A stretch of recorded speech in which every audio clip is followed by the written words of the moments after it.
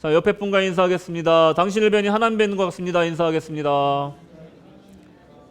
네, 당신을 뵈니 예수님 뵙는 것 같습니다. 네, 당신을 뵈니 천사를 만나는 것 같습니다. 인사하겠습니다. 네, 반갑습니다. 예, 그동안 수고 많으셨습니다. 예, 뭐 길다면 길고 짧다면 짧은 이 2주간의 붉은 방패 모금을 통해서 우리가 1년에 어떤 기간 동안에 정말 우리가 하나님 믿는 사람으로서 이웃 사랑을 실천할 수 있는 그런 귀중한 기회였다고 생각을 합니다. 여러분, 이 기간 동안에 헌신한 모든 것들 하늘의 상급으로 쌓였을 줄로 믿습니다. 아멘. 네, 오늘은 사도행전 시리즈 9번째 시간 우리 소유로부터의 자유라는 제목으로 함께 나누도록 하겠습니다. 여러분, 오늘 본문은 가장 이상적인 교회라고 말하는 이 교회의 모델이 되는, 언제나 회자되는 교회, 초대교회의 모습을 기록하고 있습니다. 지금까지 성령의 역사와 복음의 전파, 그리고 지난 시간까지 이제 박해의 시작을 살펴보았다면, 오늘은 실질적인 초대교회 성도들의 신앙생활과 이 공동체의 모습을 몇 가지 사례를 통해서 살펴보도록 하겠습니다. 그 사람들은 도대체 어떻게 신앙생활을 했고 어떻게 삶을 살았는가에 대한 단면을 한번 살펴보도록 하겠습니다.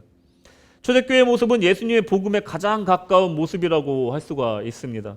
만약에 우리가 초대교회의 모습을 배울 수 있다면 아마도 우리 주님의 뜻에 더 가까이 나아갈 수 있는 것일지도 모릅니다. 그래서 우리가 초대교회를 공부해야 됩니다. 사도행전이란 책은요, 여러분, 사도들의 열전이 담겨있는 책입니다. 그와 동시에 그들과 동역하였던, 헌신했던 초대교회 성도들의 이야기이기도 합니다.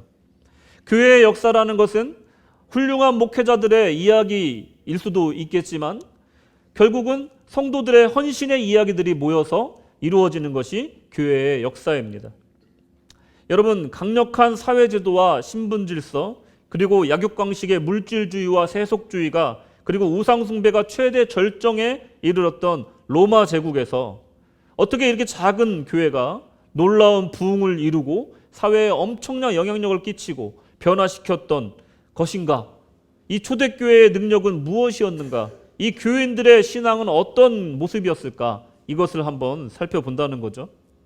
우리의 믿음의 선진들이 그리스도인으로서 우리는 어떤 것을 누르고 어떤 도전에 직면하며 또 그 도전을 통해서 어떤 성장을 경험했는지 살펴보면서 우리는 이 시대에 그리스도인으로 살면서 어떤 그리스도인이 되어야 될지 생각해보는 시간 가져보도록 하겠습니다.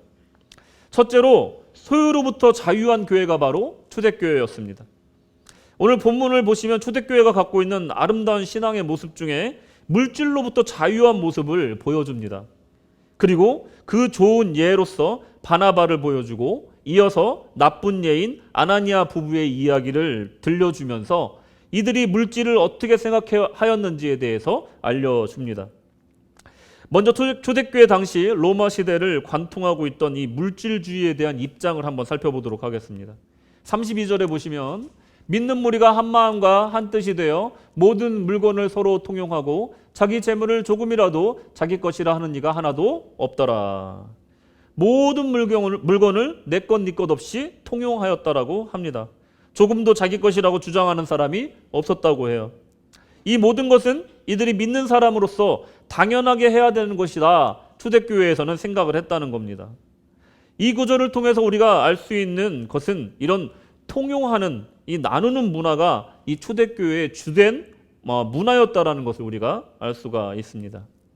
여러분, 현대사회에서 이 통용이란 단어를 생각해보면 어떤 느낌이 드십니까? 어떤 분들은 정감을 느낄 테시고 어떤 분들은 한편으로 불편한 단어로 느껴지실 겁니다. 어떻게 내 것을 네 것과 다르지 않게 네 것 내 것 없이 이게 통용할 수 있을까? 이렇게 불편해할 수도 있는 게 바로 이 현대사회를 사는 사람들의 마음이라는 거죠. 내 것이 없이 통용하는 것, 물자가 부족하여서 나누는 경우도 있고 또 나누는 기쁨을 위해서 행하는 경우도 이 나눌 수 있다라는 거예요. 두 가지 경우가 있다는 겁니다. 없는 사람끼리 도와주는 경우가 있고 또 그것을 기쁨을 위해서 서로 나누는 경우도 있다는 겁니다. 이 현대사회에서 통용은 아마도 후자에 가까울 겁니다. 없어서 나눈다기보다는 서로 나누는 기쁨을 느끼기 위해서 그 나눈다는 거죠. 여러분 서양권에는요 폿락 밀이라는 게 있어요. 그래서 파티를 열면 이 보여주시겠어요? 예. 안 올라갔네. 아무튼 팟럭 밀이라는 게 있는데 파티를 열면 그 파티를 연 사람의 그 잔치를 연 주인을 도와주기 위해서 각자 자기들이 음식을 하나씩 들고 오는 거예요. 그것을 이제 팟럭 밀이라고 하는데 다양한 음식을 먹을 수도 있고 그리고 이 주최자에게 부담을 덜어주는 그런 문화가 이제 서양에는 있습니다. 음식 하나씩 들고 오면 편한 거죠. 그게 사실은 더 자주 모일 수 있게 해주는 원동력이 된다는 거예요. 왜냐하면 우리 집에서만 음식을 내면 여러 번 하다 보면 그 음식을 대접하는 사람도 사실은 부담이 될 때가 있는데 하나씩 들고 오면 그 모이는데 더 취지에 맞게 집중할 수가 있더라는 거예요. 그러니까 편하게 더 모이기 위해서는 오히려 각자 음식을 가져오면 더 편하게 자주 모일 수 있더라 이거예요. 그 누구 하나 나눔의 문화를 반대하고 누구랄 것 없이 나누는 것을 반대하고 이런 사람은 없었다라는 거예요. 친한 사이일수록 내 것과 그쪽 것을 나눌 수 있는 경계를 명확히 해야 된다라고 우리는 익히 배웠습니다. 맞는 말입니다. 친할수록 그래야 돼요. 그것 때문에 분란이 일어나기 때문에 그렇습니다. 대부분의 분란은요 상대의 허락 없이 타인의 것을 무단으로 취하거나 욕심을 부릴 때 그것이 생긴다는 겁니다. 현대사회가 되고 개인주의가 자리 잡고 이제는 핵가족에서 이제 1인 가정이 많아지는 시대에서 서로 이 명확한 경계는 좋은 관계를 위한 필수적인 개념이 되었다는 거예요. 서로 각자 앞가림하면서 살면 아주 깔끔하고 편하게 살 수 있다는 겁니다. 싸울 일도 없고 불만도 많이 줄어든다는 거예요. 그런데 여러분 초대교회 시대는요 요즘 시대와는 달랐다는 거예요. 지금보다 신분의 격차 그리고 부의 격차가 심했어요. 한 번 왕족은 대대로 왕족이고 귀족이었던 시대라는 겁니다. 한 번 노예는 영원한 노예였던 시대라는 거예요. 가난한 한 번 어부는 대대로 어부로 살 가능성이 높은 시대였다는 거예요. 그리고 가난은 대물림되는 그런 경향이 지금보다 더 강했던 시대가 바로 그 로마 시대였다는 겁니다. 당시 교회는요 귀족과 노예, 부자와 가난한 사람이 한데 모여서 공동체를 이루고 있었습니다. 만약에 세속적인 신분이나 부의 차이가 교회에서 적용되었다면 어떻게 되었을까? 마치 흑인은 백인 교회에 가지 못하고 귀족이나 부자는 앞자리에 지정석이 있어서 그곳에만 앉고 가난한 사람들은 뒤에만 앉는 오래전에 우리 기독교 문화가 바로 그것을 증명하는 아주 부끄러운 모습이 되었을지도 모른다는 겁니다. 교회에선 이런 높낮이와 빈부격차가 없어져야 되는 것이고 하나님 앞에 우리 모두는 동등하다는 것을 우리는 강력하게 지켜야 되는 것이 그런 이유에서입니다. 사실 네 것이 내 것이 없이 서로 통용하는 일은 쉬운 일이 아닙니다. 그런데 어떻게 초대교회에서는 당연한 일이 되었을까? 어떻게 이런 물질로부터 자유를 누릴 수 있었을까? 그 질문에 답해주는 구절이 바로 33절입니다. 사도들이 큰 권능으로 주 예수의 부활을 증언하니 무리가 큰 은혜를 받아. 어떤 교회에서는요 헌금이 줄어드니까 헌금 전에 교회 어르신들이 한 분씩 나와서 헌금의 중요성에 대해서 이렇게 설명하고 그 다음에 헌금을 하는 교회가 있더라고요. 매주 그렇게 해요. 근데 초대교회에서는요 헌금에 대한 얘기를 한 적이 없어요. 초대교회에서는요 너희들 재산을 팔아서 가난한 사람 도와줘라 이렇게 강론한 적이 없어요. 이 33절의 말씀에 의거해서 들어보면 사도들이 큰 권능으로 주 예수의 부활을 증언하니 무리가 큰 은혜를 받았다. 이 말 이후에 이런 일들이 일어났다라고 얘기하고 있는 거예요. 그 누구도 자신의 재산을 팔아라라고 요구한 사람이 없더라는 거예요. 뭐냐면 은혜 받아서 자발적으로 이런 일들이 교인들 사이에 일어났다라는 겁니다. 어떤 가르침에 의한 것이 아니라 정말 디다케를 통해서 일어난 것이 아니라 캐리그마를 통해서 복음을 들었는데 내 마음속에 내적 변화가 일어나면서 성령의 감화 감동으로 인해서 이런 일들이 자유함으로 일어나고 있었다라는 겁니다. 쉽게 말해서 은혜 받으니까 저절로 나누게 되더라 이거라는 겁니다. 그저 복음이 들어갔을 뿐입니다. 사도들은 그저 복음을 전했을 뿐이에요. 근데 교회에서 선한 움직임이 일어나기 시작하는 거예요. 복음이 역사하기 시작하는 겁니다. 여러분, 복음주의 설교자 존 파이퍼라는 분이 계세요. 이 현상에 대해서 이렇게 얘기를 합니다.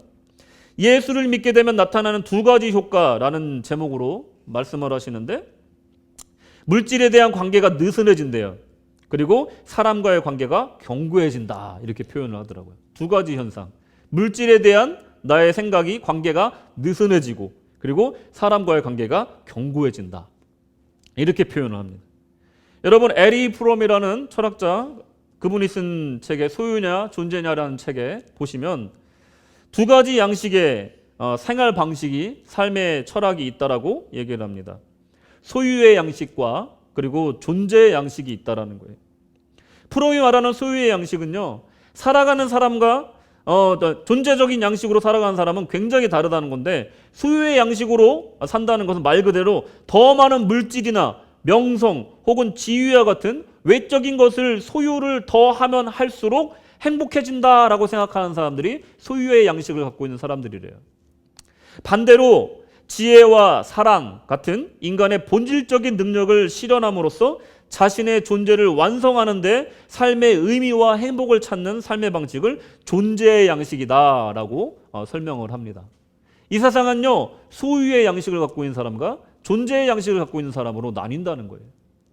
외적인 것을 통해서 많이 모으면 모을수록, 가지면 가질수록 행복하다라고 생각하는 사람과, 나누면 나눌수록, 또 지혜와 사랑을 내가 가질수록 내적인 성숙과 변화를 얻을수록 나는 행복해지고 가치 있는 삶이 된다라고 생각하는 사람으로 나뉜다는 거예요. 초대교회는요, 초대교회 성도님들은 바로 복음을 들었고 그 복음이 그 안에 역사해서 내적인 영적인 변화가 그 안에 일어났다는 겁니다. 그들의 생각과 삶이 완전히 새로운 곳을 향하게 되었다라는 겁니다. 예수 믿는다는 것이 그저 내가 일요일날 교회에 오는 삶의 패턴만 바뀐 것이 아니라 내가 살아가는 방식들이 다 하나하나 바뀌고 나의 생각이 이동하는 것을 의미한다는 것을 우리가 볼 수 있는 겁니다. 존 파이퍼의 말처럼 예수를 믿는다는 것은 관계의 변화를 갖게 된다는 거예요. 무엇이 더 중요한지 마침내 깨닫게 되는 것이 바로 이 예수를 믿는다는 겁니다. 은혜 받는다는 거예요. 내가 살아가던 물질적인 것들에서 자유하게 되는 힘은 결국 어디서 나오냐면 바로 복음에서 나온다는 겁니다. 34절에 보시면 그 중에 가난한 사람이 없으니 이는 밭과 집 있는 자는 팔아 그 판 것의 값을 가져다가. 초대교회 수많은 사람들이 이 선한 실천 행렬에 동참하고 있었습니다.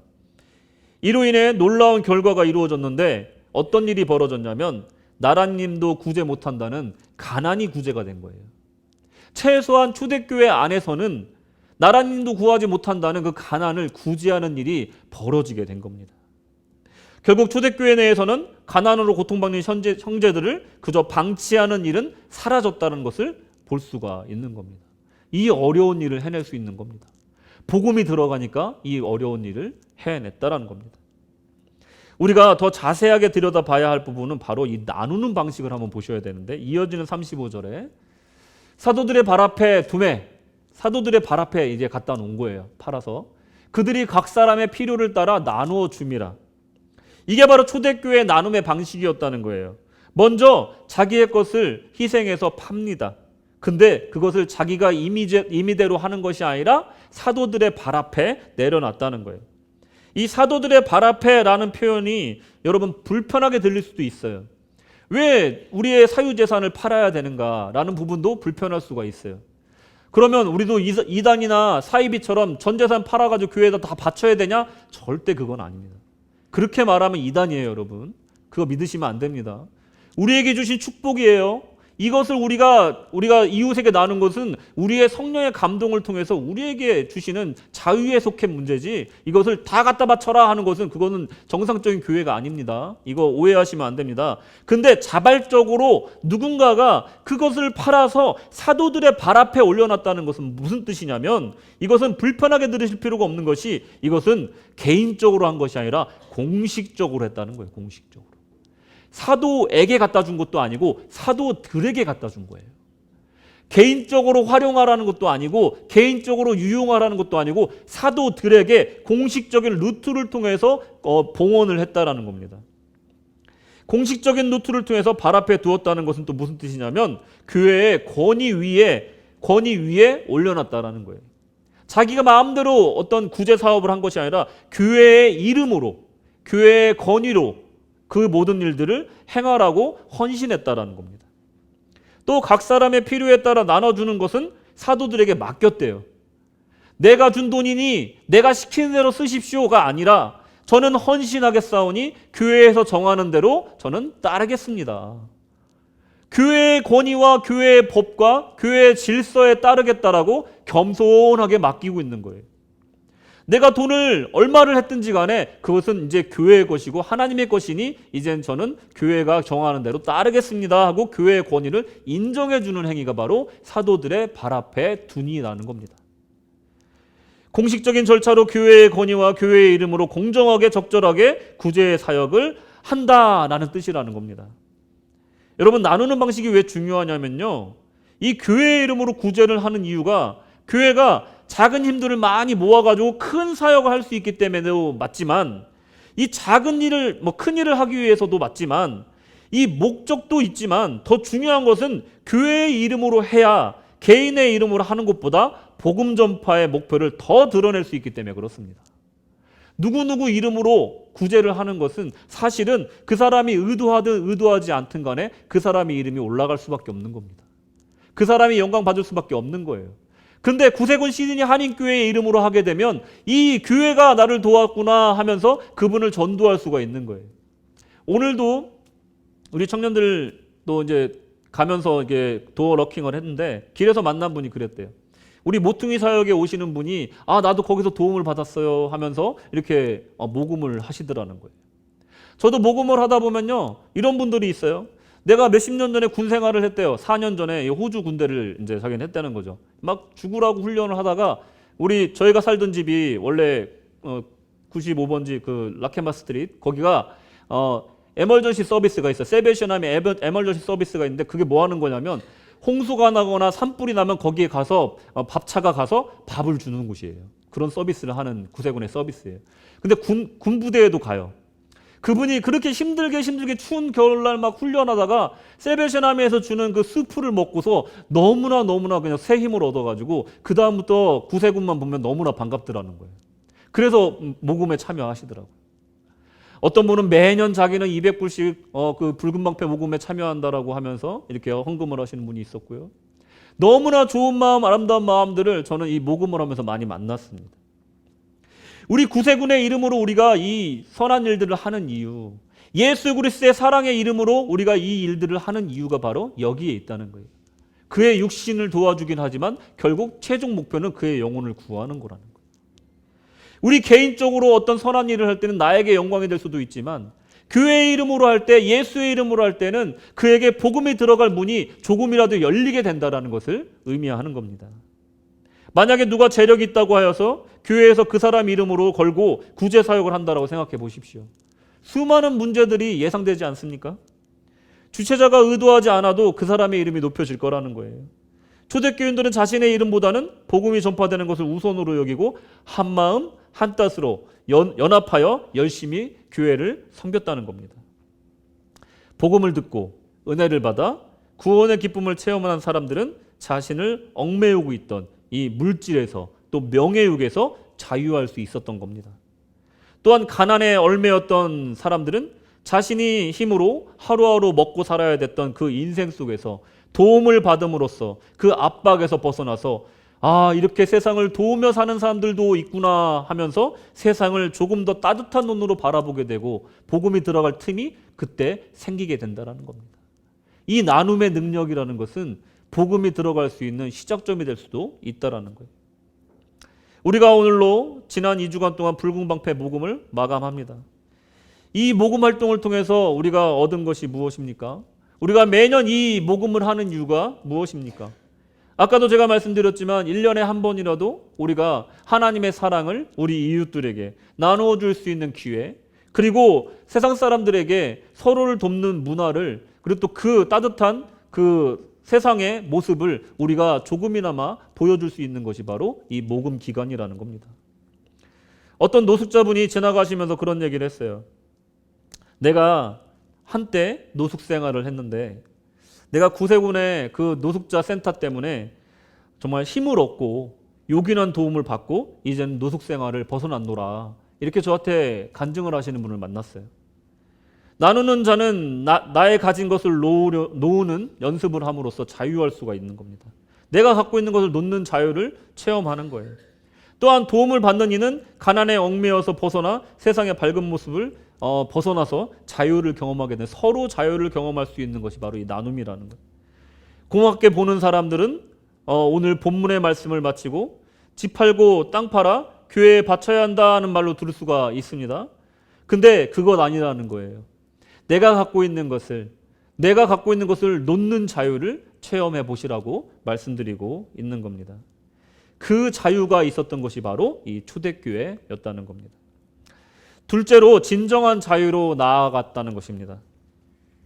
이제 초대교회가 이런 문화 가운데, 이런 은혜 가운데 운영되고 있었다는 것을 이제 전반적인 것을 보여주면서 그 중에 사례들을 두 가지를 보여줍니다. 근데 좋은 사례 하나, 나쁜 사례 하나를 들어서 보여주는 거예요. 우리가 흔히 이 아나니아와 삽비라에 관한 설교를 들을 때 그 구절만 갖고 보니까 너무나 이 말씀이 한쪽으로 치우치는 경향이 있지만 이 말씀을 우리가 이해하기 위해서는 그 앞절부터 보셔야 된다는 거예요.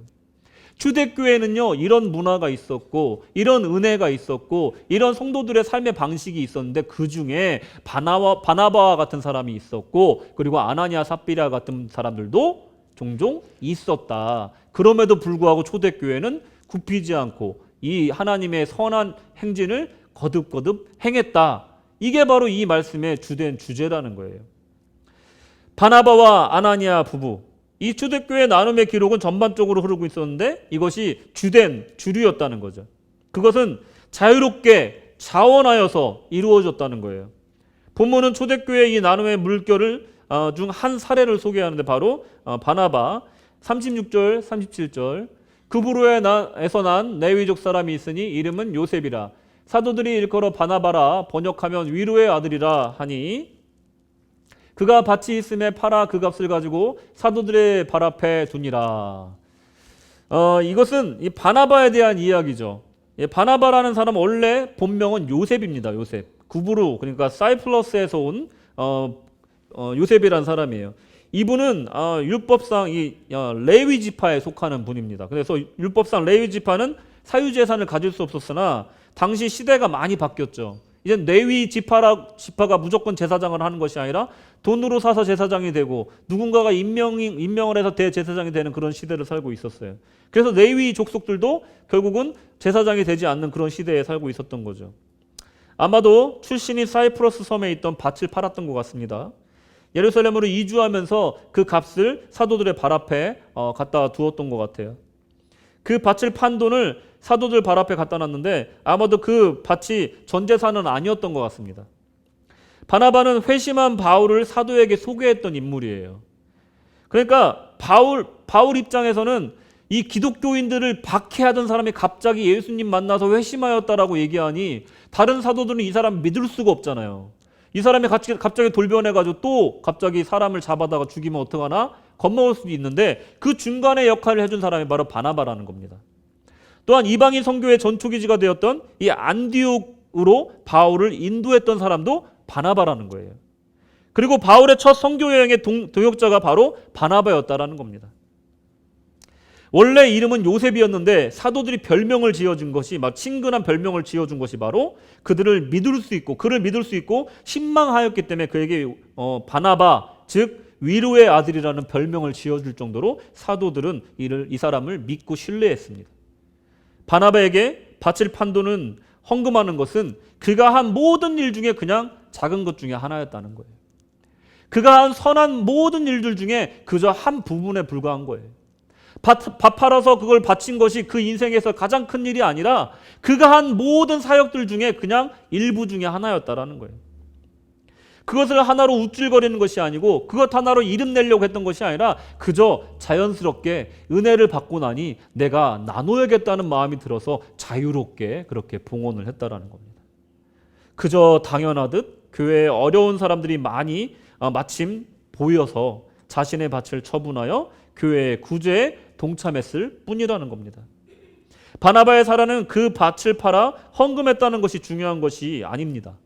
그 교회의 일원으로서 기꺼이 한 마음 한 뜻에 동참하기를 원했다는 것이 중요하다는 거예요.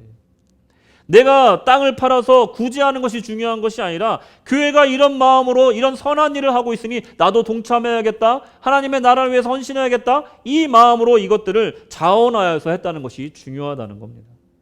복음의 선한 사업에 동참하고 이것을 기쁘게 여겼다는 것이 중요하다는 겁니다. 반면에 아나니아와 삽비라 부부는 어땠습니까? 이들도 이 나눔의 행렬에 동참하기를 원했습니다. 근데 이들이 이 교회에서 일어나고 있는 이 은혜로운 물결을 오해했던 걸로 보입니다. 이 나눔의 행렬이 어떤 광풍이나 비이성적인 경쟁이 아니었는데 그들은 아마도 이것을 경쟁으로 생각했을 수도 있다라는 거예요. 그 누구도 강요하는 분위기가 아니었습니다. 안 해도 되는 그런 문화였다는 거예요. 사도들 누구도 무리해서 헌금하도록 부추긴 사람이 없었다는 겁니다. 그야말로 자발적으로 또한 자유롭게 또 기쁜 마음으로 참여했을 것이라는 겁니다. 재산이 있어도 자신이 내키지 않는다면 하지 않아도 누가 욕하는 사람이 없는 그런 분위기였다라는 거예요. 그런데 아나니아와 삽비라 부부는 그 마음 속에 큰 오해가 있었습니다. 아나니아와 삽비라 부부도 이런 선한 일에 동참하기로 마음 먹었는데 1절에 보시면 아나니아라 하는 사람이 그 아내 삽비라와 더불어 소유를 팔아 이렇게 말을 하고 있어요. 그런데 문제가 발생합니다. 2절에 보시면 그 값에서 얼마를 감춤해 그 아내도 알더라. 얼마만 가져다가 사도들의 발 앞에 두니. 여러분 이 구절의 핵심은 뭘까요? 전체를 다 갖다 바치지 않았다는 게 핵심일까요? 사도들의 발 앞에 가져오긴 왔는데 다 가져오지 않은 것이 그것이 중요한 걸까요? 이 부부가 초대교회에서 불고 있는 선한 움직임에 대해서 잘못 이해하고 이것이 정말로 중요한 주안점은 무엇이었냐면 이것은 거짓이고 그리고 이들이 위선을 하였다는 것이 중요하다는 거예요. 다 안 바친 것이 문제가 아니었다는 겁니다. 그러니 베드로는 의아했다는 거예요. 3절 4절에 보시면 베드로가 이르되 아나니아야 어찌하여 사탄이 내 마음에 가득하여 내가 성령을 속이고 땅값을 얼마를 감추었느냐.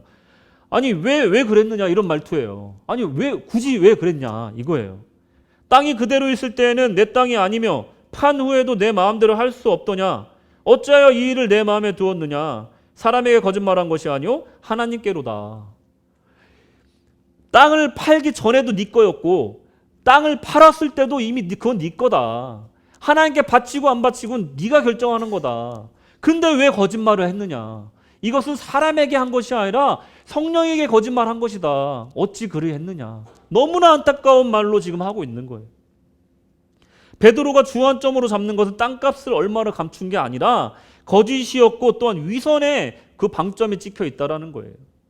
원래 그 땅을 팔기 전에도 주인이었고 팔고 나서도 마음대로 할 수 있는 주인이었는데 왜 그랬냐 이거예요. 그 누구도 달라 한 적이 없고 아름다운 마음으로 바치기로 마음 먹은 것도 그 자신들이었는데 왜 그랬냐 이거예요. 그런데 여기서 중요한 말이 나오는데요. 판 후에도 내 마음대로 할 수가 없더냐 이 말이 굉장히 중요해요. 마음이 계속 유혹받는 거예요. 겉으로만 변화를 체험한 사람들이 이런 경우가 많습니다. 내 마음대로 하지 못하고 탐심에 끌려다니는 모습을 보게 되는 거예요. 처음엔 좋은 마음을 먹었는데 또 마음이 바뀌는 거예요. 또 유혹받는 거예요. 자꾸만 끌려다녀 환경에. 내가 원래는 그렇게 하려고 그랬는데 생각해보니까 또 그게 아니네 하고 바뀌는 거예요. 바나바와 이 부부가 가장 큰 차이점으로 보이는 것이 바로 이겁니다. 자유한가 자유하지 않는가예요. 물질로부터 자유를 진정으로 했는가 아니면 그렇지 않은가, 끌려다니고 있는가. 이 차이점이 바나바와 이 부부와의 차이점이라는 거예요. 내가 왜 이러는지 몰라. 뭐 이런 노래도 있잖아요. 그죠? 제가 부를 수는 없고. 내가 왜 이러는지 몰라. 내 마음 어찌할 줄을 몰라. 뭐 이런 노래가 있잖아요. 나 좀 어떻게 좀 해봐. 나 좀 어떻게 좀 해줘봐. 막 이렇게 그냥 내가 어쩔 줄을 몰라 하는 사람들이 어린아이들만 그런 게 아니라 성인 중에도 그런 사람들이 분명히 있더라는 겁니다. 나도 내 마음을 몰라. 나 좀 어떻게 좀 해봐봐. 이런 사람들은요, 자유인이라고 할 수가 없는 거예요. 자유인은요, 해야 할 일을 할 자유도 있고요. 안 해야 될 일을 안 할 자유도 있는 게 자유인이라는 거예요. 우리는 흔히 자유를 내가 모든 것을 할 수 있을 때 그 자유라고 생각을 하지만 사실은요, 안 할 자유도 있는 거예요. 내가 할 자유도 있는 것과 동시에 안 할 자유도 있어야 진짜 자유인이라는 겁니다. 바나바는요, 복음을 통해서 내적인 자유가 임한 사람이에요. 경험한 사람이라는 거예요. 그의 사상과 가치관이 모두 복음적으로 변화된 것이라는 거예요. 소유보다는 존재가 더 나아가서는 내 사명이 내 안에 가장 강력하게 확립되어 있는 사람이 바나바였다라는 거예요. 얼마든지 제가 헌신하겠습니다. 그리고 제가 또 뭘 할까요? 제가 어디로 갈까요? 바울, 제가 연결하겠습니다. 안디옥에 가신다고요? 제가 앞장서겠습니다. 선교여행을 가신다고요? 제가 동참하겠습니다. 사명에 이끌리는 사람은 이렇게 자유롭게 선택하고 산다라는 거예요. 세상 사람들이 볼 때는요, 이 바나바가 교회에 끌려다니는 사람으로 보일 수가 있어요. 야, 저 사람은 자기 인생도 없이 끌려다니면서 교회 일만 하는구나 라고 생각할 수 있겠지만 바나바의 내면을 바라보면요, 그 사람만큼 자유로운 사람이 없는 거예요. 내가 원 없이 하나님의 사명 가운데 붙잡혀서 그 사명대로 자유롭게 헌신하며 살아가는 사람이라는 거예요. 반대로 헌신하지 못하는 사람들을 생각해 보세요. 내가 하나님께 정말 원 없이 헌신하고 싶은데 이것 때문에 안 돼. 저것 때문에 안 돼. 나 이것 때문에 나중에 할 거야. 계속해서 상황과 조건에 끌려다니고 있는 그런 삶을 살고 있다라는 거예요. 누가 더 자유롭습니까? 바나바가 더 자유로운 사람이라는 거예요. 그 사명이 확실한 사람, 은혜 받은 사람은요, 정해진 길이 있기 때문에 자유롭게 선택하고 담대하게 나갈 수밖에 없다라는 겁니다. 무언가에 얽매여 있거나 끌려다니지 않는다는 거예요. 소유가 늘어나는 것이 행복한 것이 아니라 나의 존재가 하나님 앞에서 인정받는 그것이 가장 중요하다는 겁니다.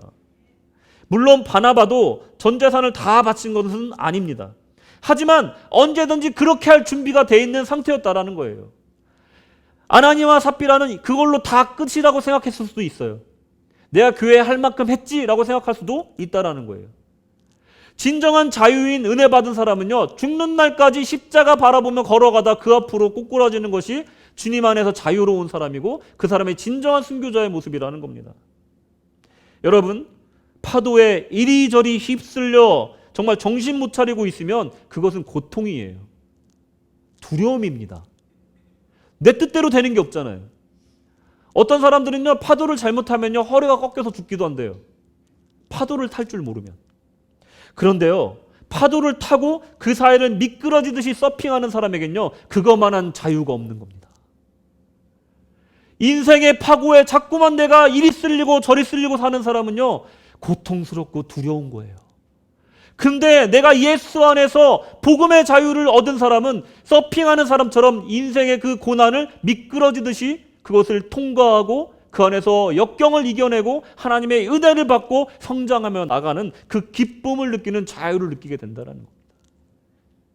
물질을 통치하는 상태가 돼야 자유가 찾아온다는 거예요.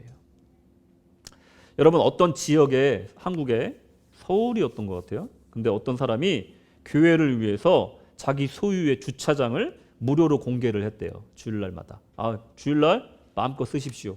이렇게 교회를 위해서 공개를 한 거예요. 그런데 딱 한 가지 이상한 게 있었대요. 그게 뭐냐면 그 주차장 주인이 아무리 설득해도 1년 52주잖아요. 근데 꼭 51주만 빌려주는 거예요. 한 주를 그렇게 안 빌려주더래요. 그래서 담임 목사님이 너무 의아하고 답답해서 그 주차장 주인을 만나러 갔대. 그래서 아니 사장님, 왜 52주 다 빌려주시면 참 감사하겠는데 51주 빌려주신 것도 너무 감사합니다. 우리 교인들이 다 감사합니다. 근데 참 궁금해서 여쭤보는데 왜 한 주를 남겨놓고 안 빌려주십니까? 그랬더니 그 딱 한마디만 하더래요. 뭐라고 그러냐면 저도 들은 얘기인데 한 주까지 빌려주면 누가 주인인지 모르잖아요. 그러더라는 거예요.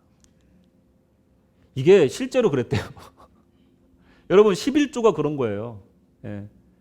여러분들 소득 다 누가 주신 겁니까? 하나님 주신 거죠. 그것 중에 하나 떼서 드리는 거예요. 누가 주인인지 인정하기 위해서. 우리 인생에 조그만 것 하나를 드리는 거예요. 왜 드립니까? 내 인생 모든 것들 하나님이 주신 겁니다. 인정하는 거예요. 그러기 위해서 우리가 헌금하는 것이고 헌신하는 거예요. 진정한 자유는요, 주인이 하나님이시라는 것을 알면서부터 찾아온다는 거예요. 다 내 거 하면서 살면요, 이거 지키려고 전전긍긍하면서 살 수밖에 없다라는 겁니다. 여러분, 생물학자들이 그래요. 저도 드라마 보면서 들은 얘기인데, 새들이 하는 언어는 딱 두 가지밖에 없대요. 내 거, 그리고 내 짝, 이거밖에 없대요. 얘들이 생각하는 거는 짹짹하면 내 거, 내 짝, 이거밖에 없대요. 잘 들어보세요. 해석이 될 거예요. 집에서 누가 비둘기가 울고 있으면 내 거, 내 짝, 내 거, 내 짝 이러고 있는 거예요. 얘네 머릿속에는요, 내 거 하고 짝짓기밖에 생각을 안 한대요. 세상 사람은 살아가면서 내가 만약에 인간으로 태어나가지고 새처럼 내 것과 내 짝, 내 욕망만 생각하고 살아가면 새와 다를 것이 없다라는 거예요. 짹짹하고 사는 거예요. 그런데 하나님이 나의 주인이시라고 생각하면 이거 주님 것, 내가 받은 것 하면 내 마음 가운데 자유가 생긴다. 하나님 것이라고 생각하면 나눌 수가 있다는 거예요.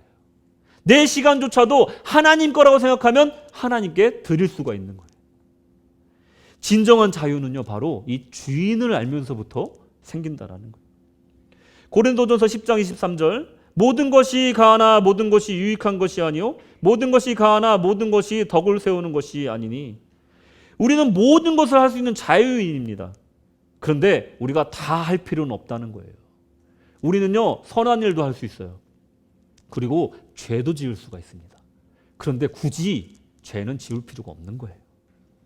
선한 일만 골라서 할 수 있다라는 거예요. 바울은 우상에게 제사한 음식을 먹어도 되는가 하는 문제를 가지고 로마서에서 이렇게 얘기를 합니다. 믿음이 연약한 자를 너희가 받되 그의 의심하는 바를 비판하지 말라. 어떤 사람은 모든 것을 먹을 만한 믿음이 있고 연약한 자는 채소를 먹느니라. 먹는 자는 먹지 않는 자를 업신여기지 말고 먹지 못하는 자는 먹는 자를 판단하지 말라. 이는 하나님이 저를 받으셨음이니라. 아멘. 누군가가요, 우리에게 야, 너네는 왜 시장에서 파는 음식이 우상에게 바쳤던 제사 음식인 걸 알면서 왜 사서 먹냐? 이렇게 물어보면 어떡할 거냐 이거예요. 먹을 거냐 말 거냐. 그때 바울 사도 말하는 거예요. 믿음이 연약한 사람을 고려해서 먹지 말라. 그리고 만약에 먹는 사람이 있다고 해도 반대로 비판하지 말라. 그것은 하나님께서 그 사람들을 다 받았기 때문에 너희들도 그들을 다 용납하라. 중요한 일 아니다. 가장 중요한 건 생명밖에 없다. 이 얘기를 하고 계신 거예요. 하나님이 받았는데 니네가 왜 틀리다 옳다를 하냐. 하나님이 그를 받았는데. 이 얘기를 하고 계신 거예요. 이 먹는 것에 관해서도 그렇지만 또 고린도전서 10장 24절을 보시면 누구든지 자기의 유익을 구치 말고 남의 유익을 구하라. 여러분, 어른이 아이를 배려해 줄 수 있습니까? 아니면 아이가 어른을 배려할 수 있습니까? 연약한 사람이 강한 사람을 배려할 수가 없는 거예요. 강한 사람이 연약한 사람을 배려할 수 있는 거예요. 믿음도 좋은 사람이 연약한 사람을 끌고 갈 수가 있는 거예요. 옳은 길로 인도할 수 있는 거예요. 결국 자유라는 것은요, 결국은 다른 사람을 위해서 내가 배려해 줄 수 있을 만큼 넓은 신앙과 믿음이 있고 강한 신앙이 있으면 그 사람이 진정 자유한 사람이라는 거예요. 내가 너 때문에 교회를 못 나오겠어. 내가 너 때문에 신앙생활 하는데 너무 어려워.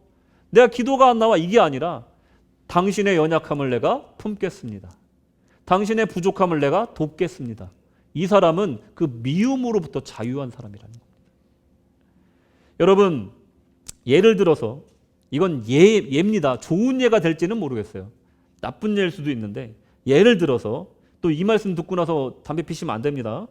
예를 들어서 나는 성인이야. 나는 흡연을 할 수가 있어. 내 주변에 만약에 비흡연자와 아이들이 있다면 내가 비록 흡연할 수 있고 흡연할 장소여서 내가 흡연할 수 있다 하더라도 안 필 자유가 있는 겁니다. 그죠? 필 자유도 있고 안 필 자유도 있는 거예요. 성숙한 자유가 있는 거예요. 그리고 내가 교회 직분자니까 안 필 수 있는 거예요. 그리고 술도 안 마실 수 있는 거예요. 내가 술을 너무 좋아하지만 예수 믿고 나니까 이제 그리스도인으로서 덕이 돼야 되니까 안 마실 수 있어. 이러면 그 사람은 자유한 사람이에요. 근데 그럼에도 불구하고 나는 끊을 수가 없어. 난 그럼에도 불구하고 마셔야겠어. 피워야겠어 하는 사람은 이미 그 몸에 술과 담배가 인이 배긴 사람이에요. 얽매인 사람이라는 거예요. 무슨 말인지 아시겠어요? 진정한 자유라는 것은요, 필 자유도 있지만 끊을 자유도 있어야지 진정한 자유라는 거예요. 이게 바로 자유라는 겁니다. 우리가 자유를 굉장히 오해하고 있었던 거예요. 모든 걸 다 할 수 있는 것이 자유가 아니라는 겁니다. 욕망과 탐심에 얽매이지 않고 소유할 자유와 함께 더 큰 가치를 위해 놓을 자유도 있어야 진정한 자유라는 겁니다. 아나니아와 삽비라는 복음을 들었으나 내적인 변화를 이루지 못한 사람일 가능성이 높습니다.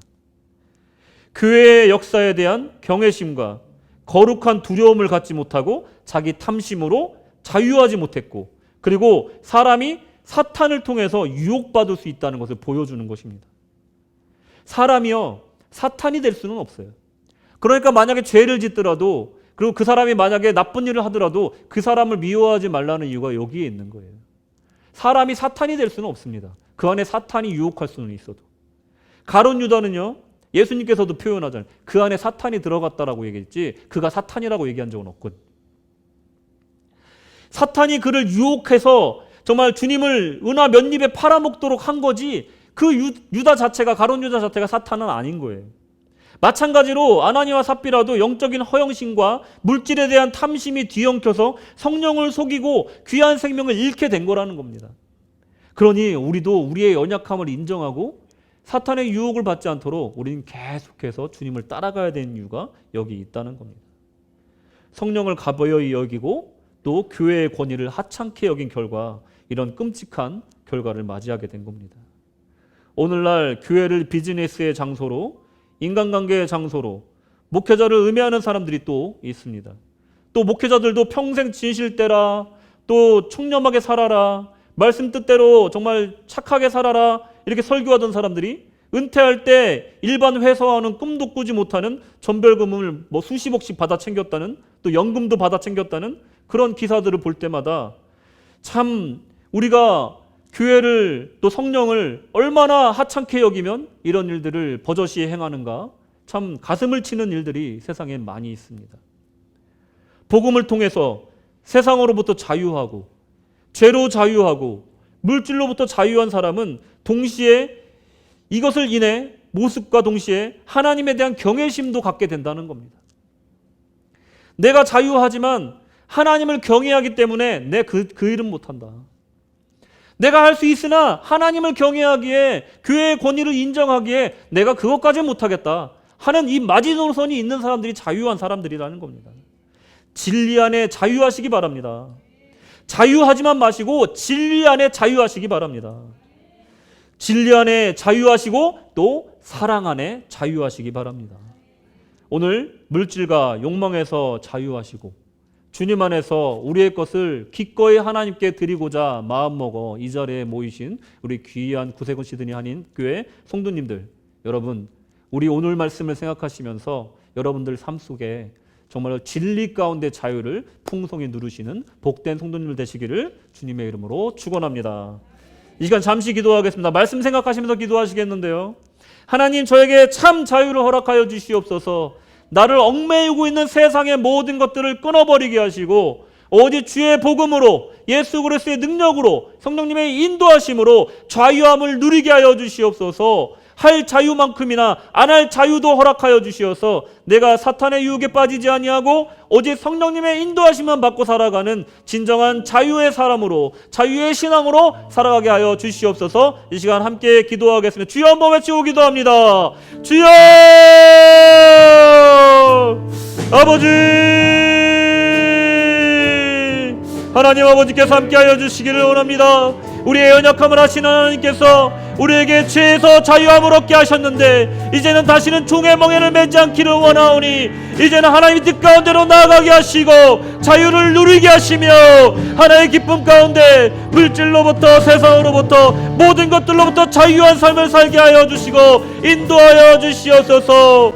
소유함에서 벗어나게 하소서. 존재함으로 남게 하여 주시옵소서. 내가 무엇을 더 갖는 것이 우리를 자유케 하는 것이 아니고 우리를 행복하게 하는 것이 아니며 오직 내가 하나님의 자녀로 살아가는 것이, 하나님의 뜻대로 살아가는 것이 내가 진정한 하나님의 자유를 누리며 행복하여지는 길인 줄로 믿사오니 아버지여, 주의 성령으로 붙잡아 주시고 역사하여 주시옵소서. 주여 역사하여 주시옵소서.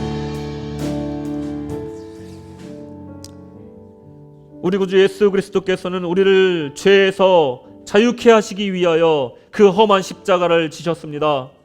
진정 우리 주께서 주시고자 하신 것은 이 자유입니다. 하나님 주 안에서 자유하게 하여 주시옵소서. 더 이상 종의 멍에를 매지 말게 하시고 오직 주님의 뜻대로, 주님의 인도하심에 따라 나눔의 삶으로, 또 하나님 사랑하는 그 사랑으로 하나님 살아가게 하여 주시옵소서. 더 이상 물질과 세상 속에 얽매이지 말게 하시고 오직 주님 안에 참 자유를 누리며, 안 할 자유를 누리며, 주님 안에 순종할 자유를 누리며 살아가는 복된 주님의 사명을 가진 귀한 구세군 시드니 한인교회 모든 지체들에게 축복하여 주시옵소서. 주께서 성령으로 인도하시기를 간절히 소망하오며 예수님의 이름으로 기도드렸습니다. 아멘.